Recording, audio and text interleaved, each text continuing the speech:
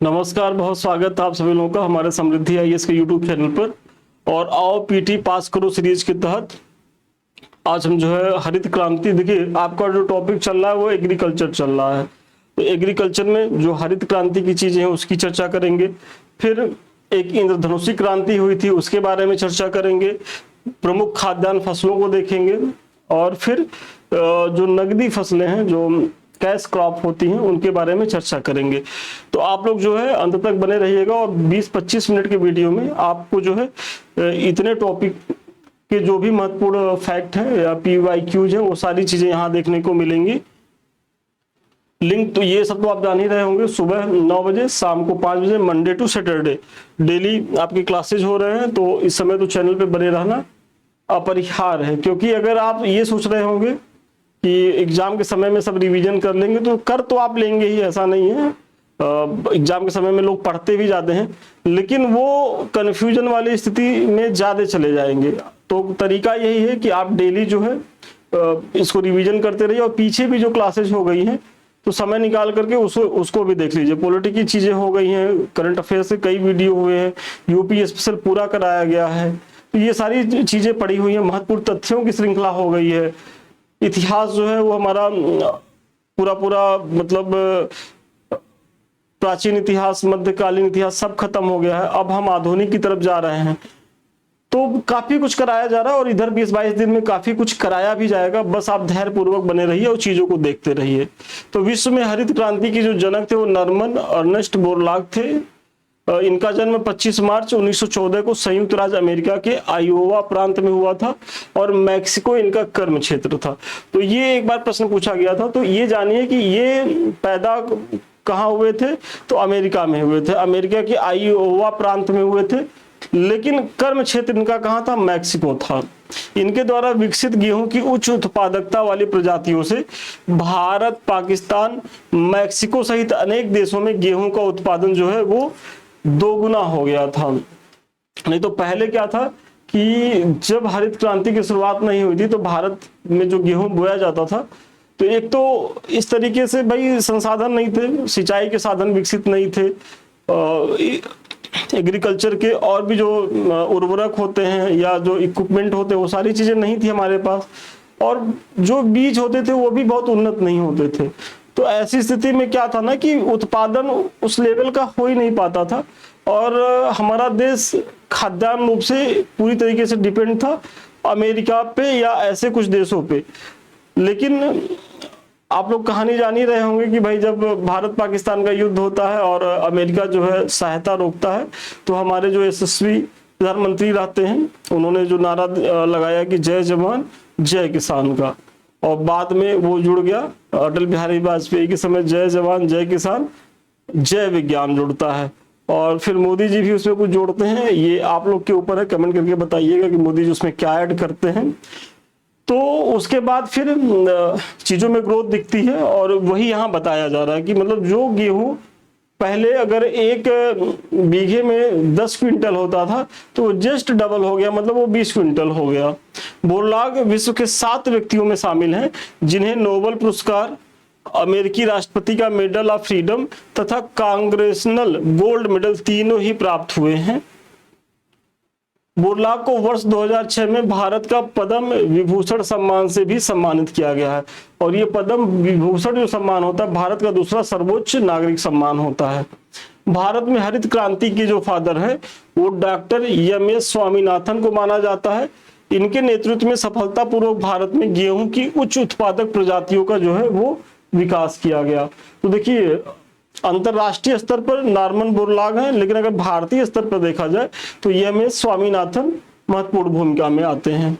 भारत में हरित क्रांति का जो प्रथम चरण है वो 1966 से 81 तक चला। प्रथम चरण में इसे हरियाणा, पंजाब और पश्चिमी उत्तर प्रदेश में लागू किया गया। और इसीलिए देखेंगे कि जो हरियाणा, पंजाब और पश्चिमी उत्तर प्रदेश है वो न केवल खाद्यान्न के रूप में आत्मनिर्भर हुआ बल्कि पूरे भारत की खाद्यान्न की जरूरतों को पूरा करने में सक्षम हुआ। इसका दूसरा चरण 1981 से 1995 की अवधि को माना जाता है और तीसरा चरण जो है 1995 से प्रारंभ हुआ। देश के सभी क्षेत्रों तक विस्तृत कर दिया गया था।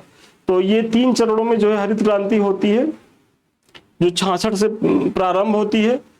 भारत में हरित क्रांति का उत्पादन एवं उत्पादकता दोनों में सर्वाधिक लाभ किसको मिला था? तो गेहूं की फसल को मिला था। हरित क्रांति के प्रारंभ से पूर्व में देश में जहां औसतन प्रतिवर्ष 12.3 मिलियन टन गेहूं का उत्पादन हो रहा था, वही 2001 में यह 69.68 मिलियन टन हो गया, मतलब करीब करीब 5 गुने से भी ज्यादा हो गया। और अगर वर्तमान में देखा जाए 2023-24 में, तो ये बढ़ करके कितना हो जाता है? 113.3 मिलियन टन हो गया गेहूं का जो प्रोडक्शन है। गेहूं के उपरांत हरित क्रांति का सर्वाधिक प्रभाव चावल की खेती पर पड़ा, और हरित क्रांति में मुख्य पादप क्या था? तो मैक्सिकन प्रजाति का गेहूं। तो हरित क्रांति से जो लाभान्वित होने वाली जो फसलें हैं, उसमें गेहूं नंबर 1 पे है, उसके बाद दूसरे नंबर पर कौन है? चावल है। वर्ष 2023-24 तक हरित क्रांति के फलस्वरूप गेहूं की पैदावार जो है वो 3559 किलोग्राम प्रति हेक्टेयर तक पहुंच गई। मतलब 1 हेक्टेयर में वर्तमान में अगर देखा जाए तो 3559 किलोग्राम तक गेहूं का पैदावार हो रहा है, और ये अपने आप में एक रिकॉर्ड है। तो इसका जो श्रेय है वो किसे जाता है? तो वो हरित क्रांति को जाता है। 28 जुलाई 2000 को केंद्र सरकार ने नई राष्ट्रीय कृषि नीति की घोषणा की, और इस नीति के तहत इंद्रधनुषी क्रांति की संकल्पना प्रस्तुत की गई। बहुत महत्वपूर्ण है कि इंद्रधनुषी क्रांति की संकल्पना कब प्रस्तुत की गई थी? तो 28 जुलाई 2000 को जो नई राष्ट्रीय कृषि नीति बनाई गई थी, उसी के तहत इस संकल्पना को लाया गया था। इसके अंतर्गत प्रत्यक्ष या अप्रत्यक्ष रूप से कृषि क्षेत्र में से संबंधित सभी क्रांतियों को शामिल किया गया, और विभिन्न क्रांतियां तथा संबंधित क्षेत्र। तो कई बार पूछा गया, तो हरित क्रांति खाद्यान्न से है, सुनहरी क्रांति तो फल एवं सब्जी उत्पादन से है, श्वेत क्रांति दुग्ध उत्पादन से है, नीली क्रांति मत्स्य उत्पादन से है, लाल क्रांति में देखिए मांस और टमाटर दोनों है। तो लाल क्रांति में मतलब रेड रेवोल्यूशन में मांस एवं टमाटर, काली क्रांति पेट्रोलियम उत्पाद, गोल क्रांति में आलू है, और पीली क्रांति में कौन सा है? तो तिलहन है। इसी तरीके से गुलाबी क्रांति में आप देखेंगे तो मांस निर्यात, झींगा मछली उत्पादन और प्याज उत्पादन, ये सब किसमें है? तो ये सब गुलाबी क्रांति के तहत आते हैं। तो एकदम इसको देख लीजिएगा, कई बार प्रश्न पूछा गया है और आपको लगता है ये आसान सा है, और ये कंफ्यूजन में जो है आप लोग गलत कर देते हैं। तो इसको भी देख लीजिएगा। ये संस्थान के द्वारा 2 बैच चलाए जा रहे हैं। एक तो हमारा आरओ मुख्य परीक्षा को लेकर के है, जल्दी ही आप लोग का आरओ का रिजल्ट भी आ रहा है, और जल्दी ही आप लोग की मुख्य परीक्षा भी होगी 2-2.5 महीने के अंदर अंदर। तो ऐसे में बहुत समय नहीं है। अभी तक आप लोगों ने अगर ज्वाइन नहीं किया, इसको ज्वाइन करें। दूसरा हमारा बैच चल रहा मुख्य परीक्षा को लेकर के पीसीएस। तो ये दोनों बैच आपकी तैयारी के लिए बेहद उपयोगी है, तो इससे ज्वाइन करें। यहाँ क्या है कि डेली आपको प्रश्न दिए जाते हैं, आप कुछ इस तरीके से लिख करके दिखाएंगे। मतलब ये होमवर्क का पार्ट है, आप करके दिखाएंगे, आपकी कॉपी का मूल्यांकन होगा, जो भी कमी रहेगी वो बताई जाएगी।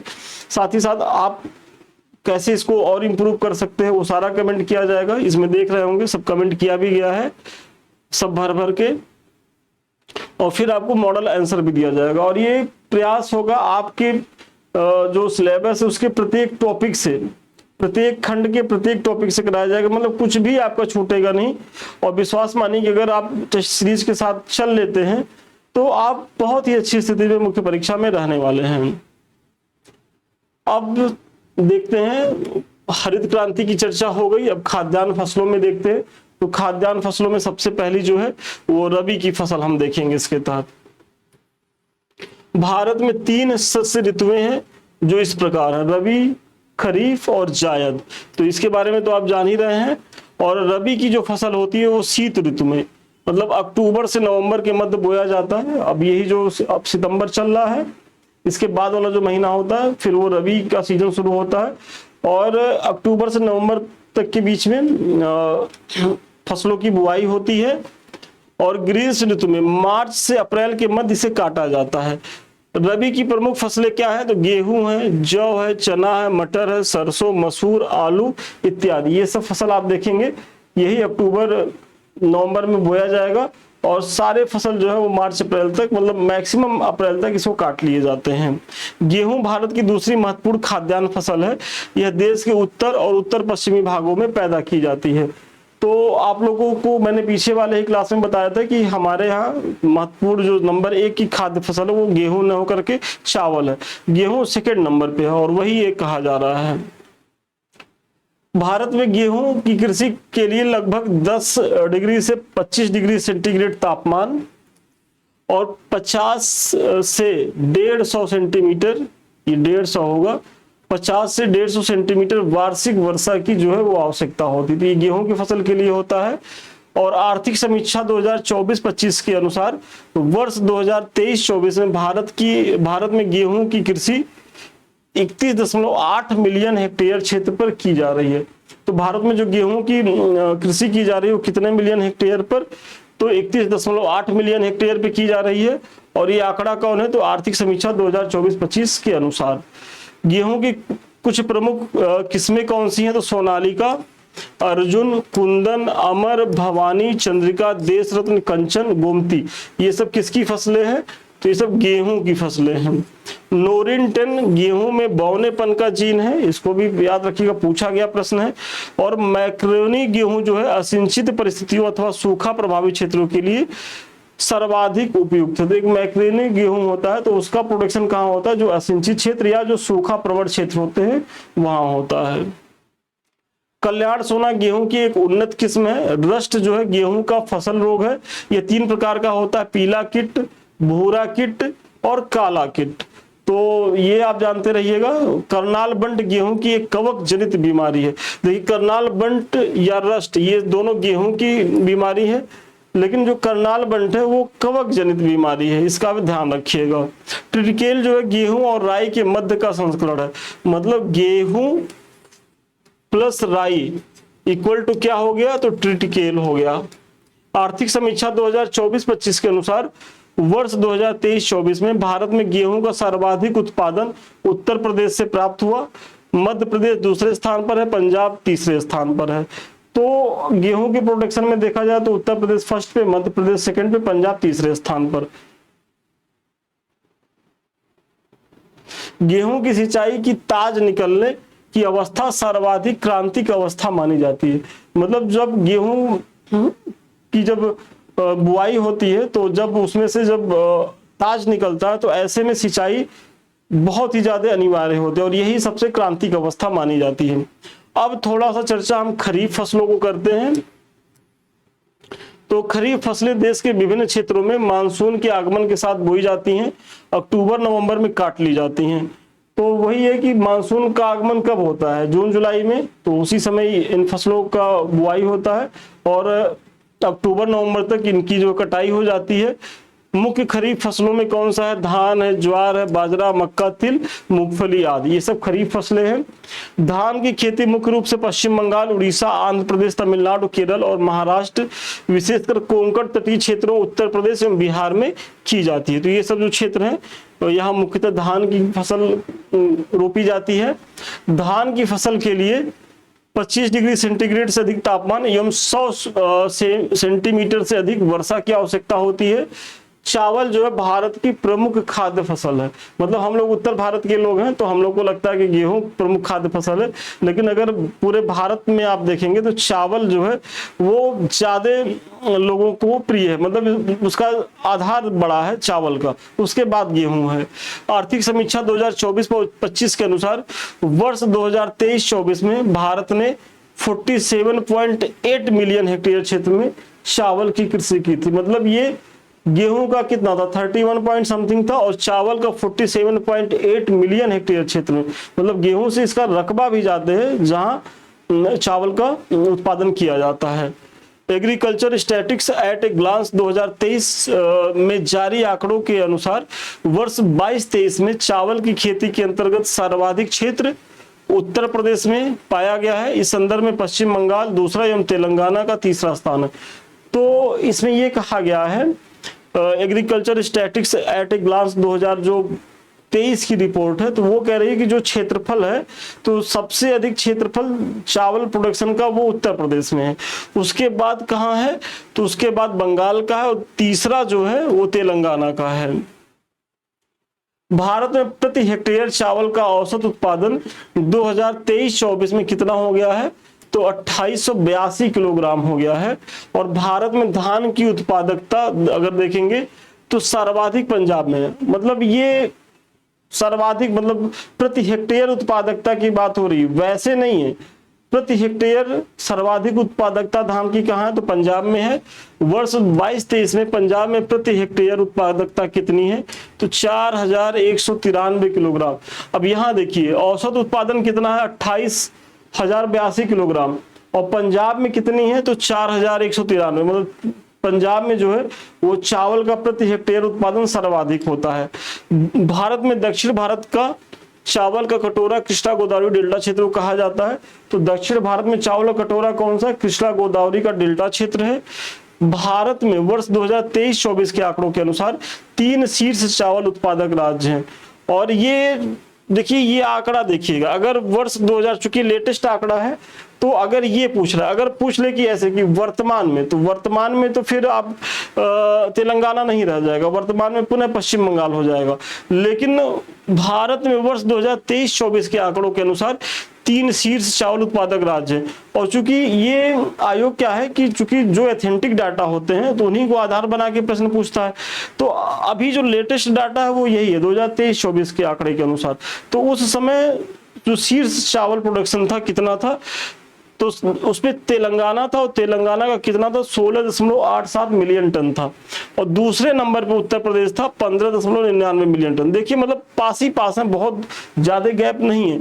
और इसीलिए कभी भी ओवरलैप कर जाता है, कभी पश्चिम बंगाल आगे हो जाएगा, कभी उत्तर प्रदेश आगे हो जाएगा। और पश्चिम बंगाल का देखेंगे तो 15.69 मिलियन टन, मतलब वो कितना 1 मिलियन टन का भी गैप नहीं है पूरा मिला करके। तो अगर ये समय पूछेगा 2023-24 तो तेलंगाना लगाइएगा दूसरे नंबर पे, उत्तर प्रदेश लगाइएगा तीसरे नंबर पर, वेस्ट बंगाल है। वर्तमान अगर पूछ ले तो वर्तमान में सब नंबर 1 पे पश्चिम बंगाल है, 2 पे उत्तर प्रदेश है, और 3rd नंबर पे कौन सा, तेलंगाना है। लेकिन चूंकि अभी जो आधिकारिक डाटा है वो लेटेस्ट का यही है, तो बहुत संभावना है प्रश्न यहाँ से बने, और इसीलिए मैंने इसी को उठाया है। और आप लोग भी जब मुख्य परीक्षा में जाएंगे पीटी में, तो वहां ये देखिएगा कि डाटा कौन सा पूछ रहा है। अगर लेटेस्ट कह दे कि वर्तमान में क्या है, तब तो आप उस पर जाएंगे, नहीं तो अगर 2023-24 को आधार बनाएगा तो एकदम इसको लगाइएगा। क्योंकि जनरली बच्चे तेलंगाना में तो नहीं जाएंगे, क्योंकि उनको लगेगा तेलंगाना तो नहीं है, और है तेलंगाना। भारत में धान की प्रमुख किस्में कौन सी है, तो जमुना है, करुणा है, जया है, कांची, जगन्नाथ है, कृष्णा है, कावेरी, हंसा, विजया, पद्मा, अन्नपूर्णा, बाला और रत्ना। ये सब किसकी किस्में हैं, धान की किस्में हैं। अमन जो धान है वो जून जुलाई में बोया जाता है। अमन धान की एक प्रजाति है, जून जुलाई में बोई जाती है, और नवंबर दिसंबर में इसे काटा जाता है। ब्लू ग्रीन एल्गी मतलब नील हरित शैवाल, एजोस्लियम, फास्फोबैक्टीरिया, एजोला आदि चावल के लिए प्रमुख जैव उर्वरक है। तो ये जो नील हरित शैवाल है, एजोला है, ये सब किसके लिए उर्वरक के काम करते हैं, तो चावल के लिए है। तो इसको भी आप लोग ध्यान दीजिएगा। अब थोड़ा सा नगदी फसलों को देख लेते हैं। तो नगदी फसलों में कपास है। भारत में कपास दूसरी प्रमुख मुद्रादायी फसल है। पहली कौन सी है, तो पहली हो जाएगी गन्ना, दूसरे पे कपास है, जिसमें देश की सबसे बड़े सूती वस्त्र उद्योग को कच्चा माल प्राप्त होता है। तो भारत में सबसे बड़ा उद्योग कौन सा, वस्त्र उद्योग है, और वस्त्र उद्योग के लिए कच्चे माल का प्रमुख स्रोत क्या है, कपास है। कपास जो है वो मालवेसी कुल का पौधा है। भारत विश्व का पहला देश है जहां कपास की संकर किस्म विकसित हुई है। बहुत महत्वपूर्ण है, कभी भी प्रश्न पूछा जा सकता है कि कपास की संकर किस्म का प्रोडक्शन किस देश में सबसे पहले बार हुआ है, तो वो भारत में ही हुआ है, जिसके परिणाम स्वरूप वर्धित उत्पादन हुआ। मतलब जिसके अगर भाई कोई हाइब्रिड का होगा तो उसमें जो है ये तो तय है कि उसका प्रोडक्शन ज्यादा होगा, और इसमें भी यही हुआ है। कपास की कृषि के लिए काली मिट्टी सर्वाधिक उपयुक्त मानी जाती है। इसके लिए 25 डिग्री से 35 डिग्री सेंटीग्रेड का उच्च तापमान, 210 दिन की पाला एवं ओला रहित अवधि। मतलब जो कपास का जो पौधा होता है, तो आप देखे होंगे कि होता तो ठीक, मतलब इतना बड़ा बड़ा होता है लेकिन बहुत नाजुक होता है, और उसमें जो रुई लगी रहती है वो तो और ज्यादा नाजुक होती है। अगर पाला ओला पड़ गया तो क्षतिग्रस्त हो जाएंगे। तो वही कहा जा रहा है। फिर स्वच्छ आकाश, तेज और चमकदार धूप तथा लगभग 70 से 120 सेंटीमीटर वार्षिक वर्षा की आवश्यकता होती है। तो ये सब सारी दशाएं किस फसल के लिए उपयोगी हैं? तो कपास की फसल के लिए उपयोगी हैं। उत्तर पश्चिमी एवं पश्चिमी भारत का कपास प्रमुख उत्पादक क्षेत्र है। और मतलब भारत में कपास के प्रमुख उत्पादक क्षेत्र कौन है? तो उत्तर पश्चिमी और जो पश्चिमी भारत है। आर्थिक समीक्षा 2024-25 के अनुसार वर्ष 2023-24 में कपास उत्पादन में शीर्ष राज्य कौन से हैं? तो गुजरात नंबर 1 पे है, महाराष्ट्र 2 पे और तेलंगाना 3 पे। नंबर 1 गुजरात, महाराष्ट्र 2 पे, तेलंगाना तीसरे नंबर पर है। तो बहुत महत्वपूर्ण फैक्ट है, इसको भी आप जानते रहिएगा। तो चलिए, आज का जो क्लास था वो यहीं तक था, और पुनः जो है हम नए वीडियो में नए क्लास के साथ मिलेंगे। इसके बारे में तो मैंने चर्चा कर ही दी है, तो अभी तक आप लोगों ने ज्वाइन नहीं किया तो ज्वाइन कर लें। ये हमारे समृद्धि आईएएस का टेलीग्राम है, तो @समृद्धि आईएएस ऑफिशियल। दूसरा हमारा समृद्धि आईएएस का यूट्यूब, जिससे अभी हम आप रूबरू हो रहे हैं, और तीसरा संदीप मिश्रा ऑफिशियल। ये सारे चैनल आपकी तैयारी के लिए बेहद उपयोगी हैं। अभी तक आप लोगों ने ज्वाइन नहीं किया तो ज्वाइन करें। और यहाँ अतीत में बहुत से क्लास पढ़े हुए हैं, चाहे पीटी हो चाहे मेंस के, और निकट भविष्य में पढ़ते रहेंगे। तो ये सारे भी चैनल आपकी तैयारी के लिए बहुत बहुत फ्रूटफुल है, तो आप इसे जरूर ज्वाइन करें। और अंत में यदि आप हमसे बात करना चाहते हैं, हमारे किसी बैच से जुड़ना चाहते हैं, तो 7303307507 पे संपर्क कर सकते हैं। तो चलिए, आज के लिए इतना ही। पुनः मिलते हैं नए वीडियो में नए क्लास के साथ। तब तक के लिए धन्यवाद, शुभकामनाएं आपको।